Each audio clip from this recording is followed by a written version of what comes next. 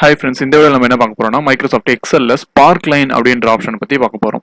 Sparkline option எங்க இருக்குன்னா home பக்கத்துல இன்சர்ட் டேப்ல நமக்கு இங்க சார்ட் பக்கத்துல ஸ்பார்க்லைன்ஸ் அப்படின்னு இருக்கு. ஸ்பார்க்லைன்ஸ்னா ஒன்றும் இல்லை, நம்ம இப்போ டேட்டா வந்து ஒரு டேபிள் கிரியேட் பண்ணியிருப்போம். அந்த டேட்டாக்கு மேலேயே பக்கத்துல இல்லை எந்த எந்த செல்ல வந்து நம்ம அந்த டேட்டாவுடைய சார்ட் வந்து இன்சர்ட் பண்றதுக்கு நம்ம வந்து ஸ்பார்க்லைன் ஆப்ஷனை யூஸ் பண்ணிக்கலாம். ஃபர்ஸ்ட் வந்து நான் காலம் கிரியேட் பண்ணி காட்டுறேன். காலம் ஸ்பார்க்லைன். ஃபர்ஸ்ட் இங்கே பார்த்தோம்னா டேட்டா ரேஞ்சுன்னு இருக்கு. இப்போ டேட்டா ரேஞ்சு நமக்கு எது தேவையோ செலக்ட் பண்ணிட்டு நெக்ஸ்ட் லொக்கேஷனில் போயிட்டு இப்போ நான் இதை செலக்ட் பண்ணிட்டு நான் ஓகே கொடுக்குறேன். ஓகே கொடுத்த உடனே பார்த்தோம்னா நமக்கு இந்த கீழே இருக்க டேட்டாவுக்கு ஏற்ற மாதிரி காலம் வந்து இங்கே கிரியேட் ஆயிடுது. ஓகேவா?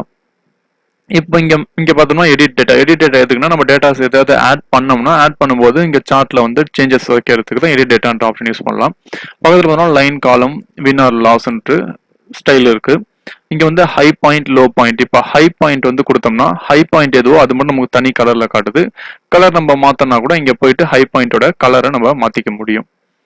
நெக்ஸ்ட் வந்து லோ பாயிண்டோட கலர் இருக்கு. இப்போ லோ பாயிண்ட் கலர் நம்ம மாத்தணும்னா இங்க போயிட்டு லோ பாயிண்டோட கலரை இப்படி மாத்திக்கலாம்.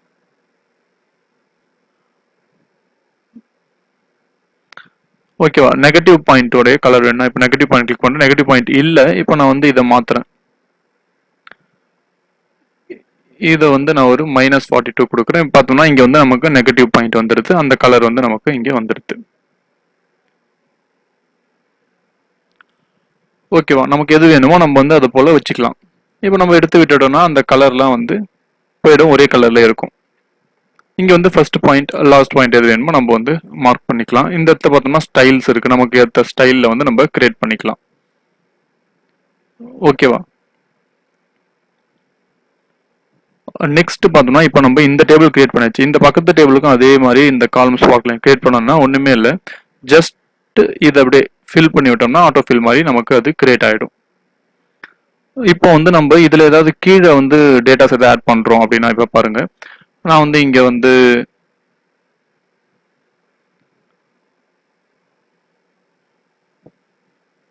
இப்போ இங்க கிரியேட் பண்றேன்.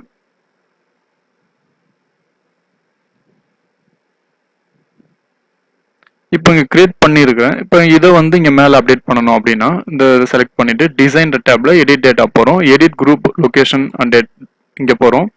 இங்க வந்து டேட்டா ரேஞ்ச் வந்து டேட்டா ரேஞ்சில் பார்க்குறோம். இது மட்டும் தான் நமக்கு செலக்ட் ஆயிருக்கு. நம்ம வந்து இது ஃபுல்லா வந்து செலக்ட் பண்ணணும் அப்படின்னா இதை செலக்ட் பண்ணிட்டு